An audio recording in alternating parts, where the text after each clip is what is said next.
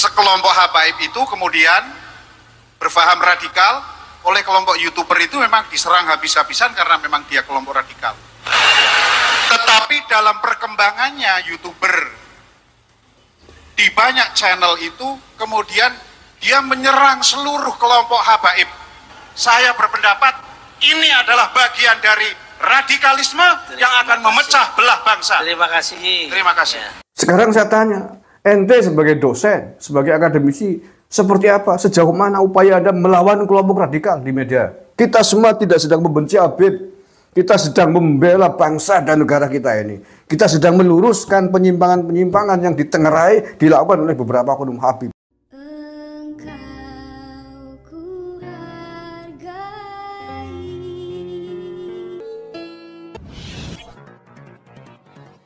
Assalamualaikum warahmatullahi wabarakatuh. Saudara-saudaraku sebangsa setanah air yang saya cintai, saya banggakan. Ada video yang menggebu-gebu disampaikan pada acara, kalau tidak salah, Silatnas di Kansus Sholawat Pekalongan, menghadirkan para kiai thoriqoh, BNPT dan unsur TNI Polri. Semalam kalau tidak salah. Semalam berarti ya malam Sabtu ya.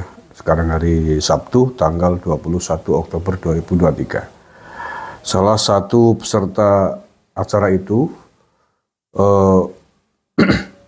saya kenal betul orangnya karena orang Banyumas ya. Namanya Ahmad Rafiq, dosen FISIP Unsud Purwokerto, menyampaikan pertanyaan kepada BNPT, Pak Profesor Irfan. Kalau tidak salah jabatannya adalah Direktur Pencegahan di BNPT. Kita simak dulu videonya. Terima kasih atas waktunya. Assalamualaikum warahmatullahi wabarakatuh. Yang ingin saya sampaikan adalah kepada Bapak Direktur Pencegahan Terorisme, Pak Prof. Irfan. Saya mengamati di media sosial kita di YouTube, awalnya adalah ada sekelompok YouTuber yang anti radikalisme. Dan kita semuanya, saya yakin sepakat bahwa kita semua adalah menyetujui anti radikalisme dan terorisme. Tetapi dalam perkembangannya, karena memang salah satu dari kelompok yang berfaham radikal adalah ada sekelompok habaib. Sekelompok habaib itu kemudian berfaham radikal oleh kelompok YouTuber itu memang diserang habis-habisan karena memang dia kelompok radikal. Tetapi dalam perkembangannya YouTuber di banyak channel itu kemudian dia menyerang seluruh kelompok habaib. Siapapun kelompok habaib dianggap ini adalah kelompok radikal, kelompok anti NKRI yang akan mengancam persatuan dan kesatuan bangsa. Kita semuanya mengikuti perdebatan-perdebatan. Awalnya tentang nasab dan pada akhirnya kelompok radikal justru muncul dari kelompok yang sebelumnya adalah anti radikal. Bagaimana tanggapan dari Bapak Direktur Pencegahan? Karena saya melihat ada indikasi ini kelompok yang dipelihara atau bagaimana? Karena ini akan merusak persatuan dan kesatuan umat Islam.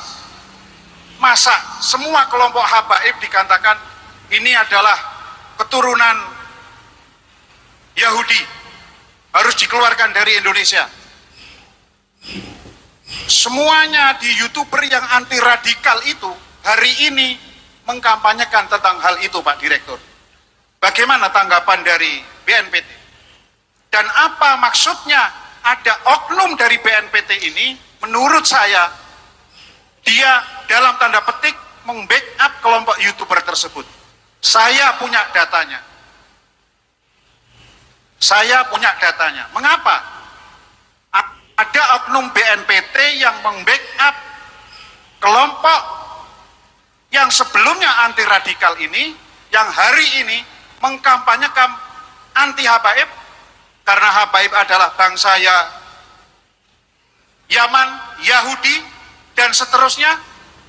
Barangkali mereka sudah mengasosiasikan bahwa kelompok habaib ini seperti di Palestina Israel yang akan merebut tanah air karena telah melakukan satu upaya pemalsuan makam, dan inilah yang dilakukan oleh Yahudi Israel di tanah Palestina, sehingga ini berbahaya. Ini apa maksudnya? Dan apa yang akan dilakukan oleh BNPT? Apakah ini bagian dari radikalisme atau tidak? Menurut saya berpendapat ini adalah bagian dari radikalisme yang akan memecah belah bangsa. Terima kasih. Terima kasih. Ya. Oke ya, ada beberapa hal yang perlu saya tanggapi terkait dengan video dari Ahmad Rafiq.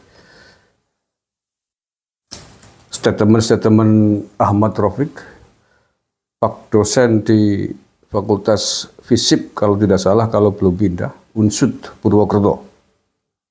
Saya kenal dengan orang ini, bukan hanya kenal, kenal sekali. Dia memang salah satu orang yang pro Ba'alawi, yang tidak percaya dengan hasil tesisnya Kiai Maduddin Usman. Sehingga pada grup-grup WhatsApp yang kebetulan saya dan dia juga bareng gitu ya, kalau pada topik-topik perdebatan terkait nasab habaib, dia termasuk di kelompok yang membela Ba'alawi habis-habisan gitu ya.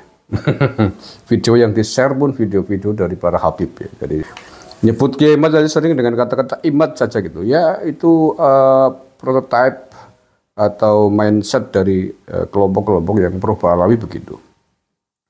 Nah, pertama yang ingin saya tanggapi, ini saya mencatat ada 5 poin yang perlu saya tanggapi.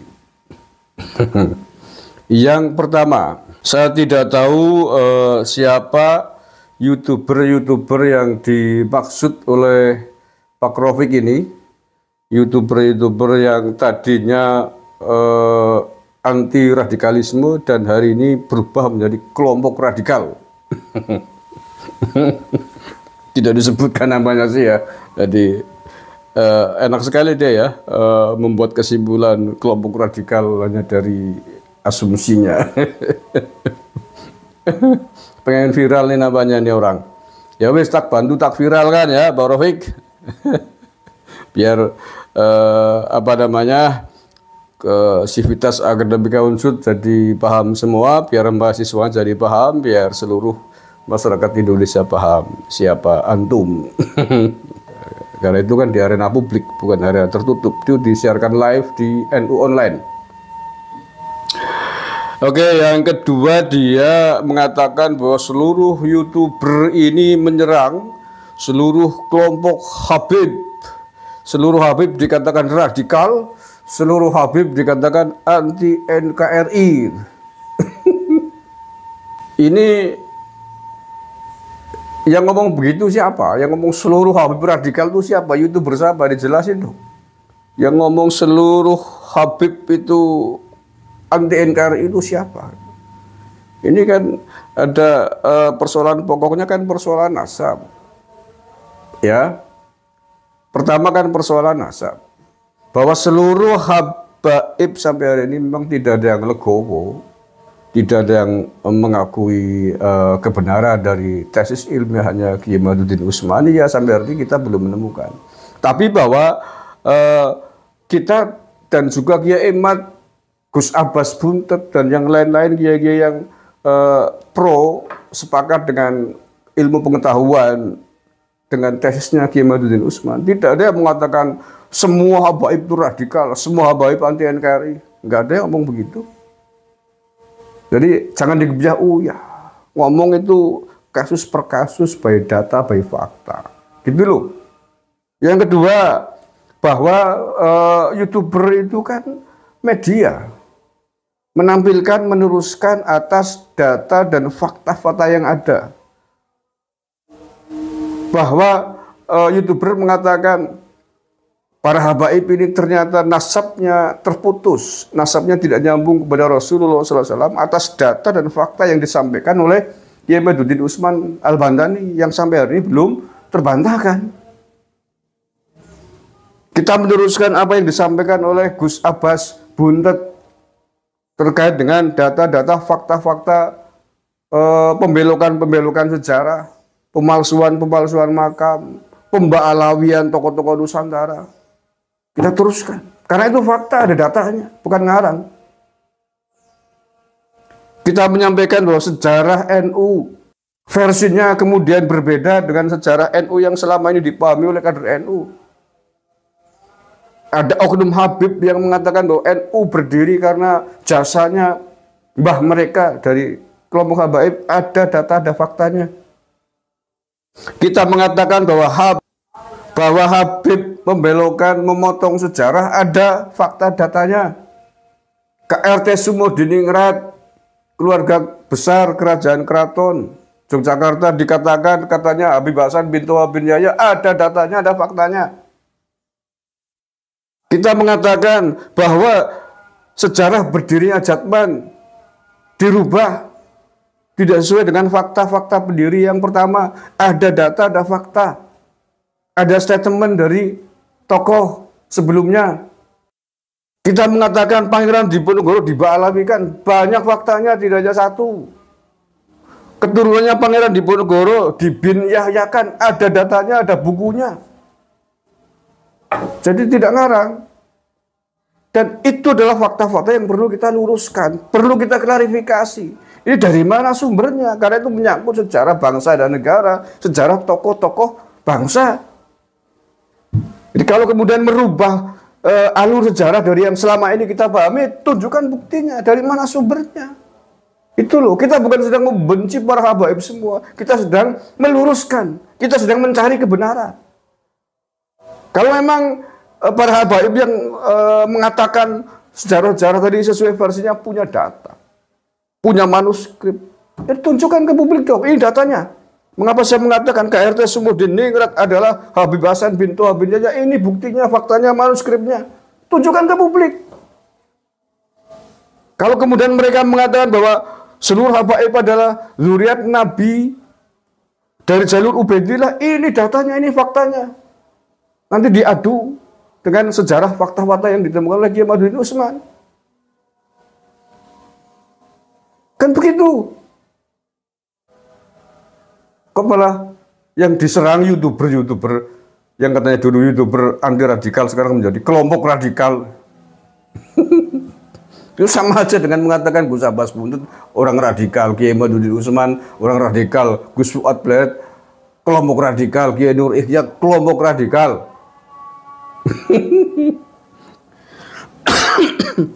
Yang benar Mas kalau bikin komentar, bikin opini.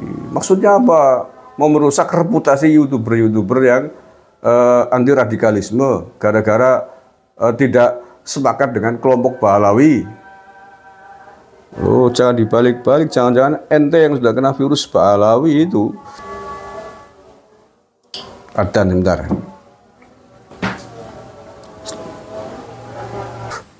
Oke, saya lanjutkan ya.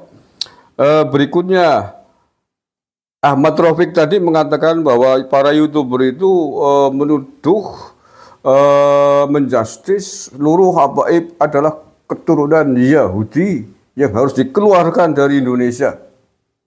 Ini kapan ada YouTuber ngomong begitu?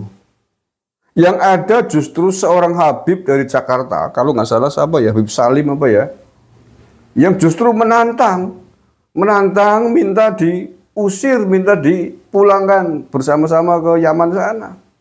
Bukan para YouTuber atau bukan orang-orang yang selama ini menyuarakan tentang kebatilan-kebatilan para Habib. Iya, yang ada itu ada seorang oknum Habib dari Jakarta beberapa waktu lalu ngomong di video menantang kalau mau ngusir para habaib silahkan. Nggak ada yang YouTuber ngomong bahwa seluruh habaib Yahudi harus diusir dari Indonesia, nggak ada. Ya. Oke, berikutnya yang ketiga. Dia menuduh ada oknum BNPT yang membackup kelompok YouTuber anti habaib ini. Ini namanya mengadu domba BNPT, mengadu domba orang BNPT. Itu tidak benar itu.